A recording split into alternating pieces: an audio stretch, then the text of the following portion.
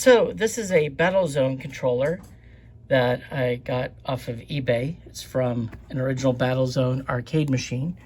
And my son and I just opened it up and we're poking around. All of the switches work except for this one here. And I have some of these arcade switches, but the pokey part here is not tall enough relative to the pokey parts on the original switches. So this is the original offending switch, and you see its pokey part is taller. So we're going to try maybe gluing something on here to extend it so that it gets in the range of the pokey part.